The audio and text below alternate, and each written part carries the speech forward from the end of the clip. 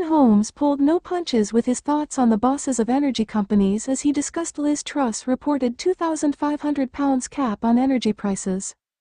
In an attempt to curb soaring energy bill rises, Liz Truss will reportedly set out plans to protect members of the public, which will cap energy bills at around £2,500.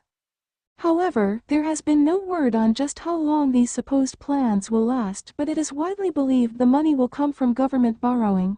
Discussing the ins and outs of the plans with Kevin Maguire on Thursday's Breakfast with Eamonn and Isabel on GB News, Eamonn Holmes had another suggestion as to how the public could avoid skyrocketing costs, and it starts at the top of the companies themselves.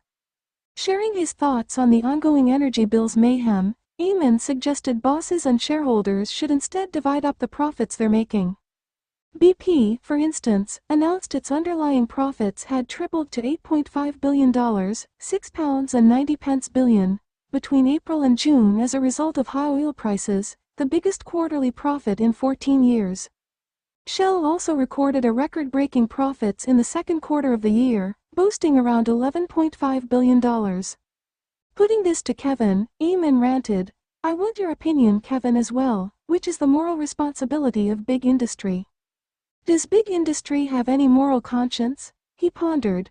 "If you're exploring, you're doing these oil explorations, these gas explorations, do you think it's a bit embarrassing the amount of money we're making?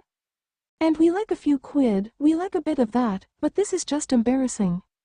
Do they not have, or should they, Kevin, have some sort of moral conscience where they say, you know what guys, we've got more than enough here?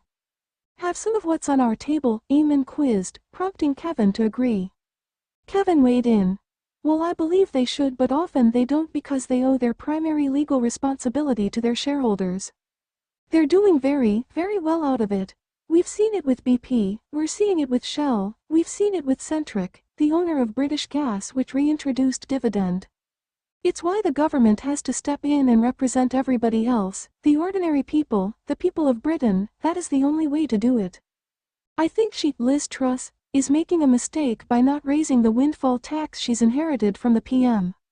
Eamonn had quizzed Kevin on whether Truss plans would keep the Conservatives in power in the next election. "Kevin, you're listening to this and I wonder if you feel like me," he said. "You got out there, you earn your wages and you collect them at the end of the month, but all of this is beyond us, it's beyond mere mortal people. We're caught up in one sort of maelstrom and goodness know what way we're going to come out of this." Kevin agreed, before stating Truss' approach is a political gamble, but a gamble she has to take. Truss plans would prevent bills from rising to an average of around £3,500 from October. However, the plans are only reported to be rolled out for households and not firms, meaning small businesses will still feel the pinch.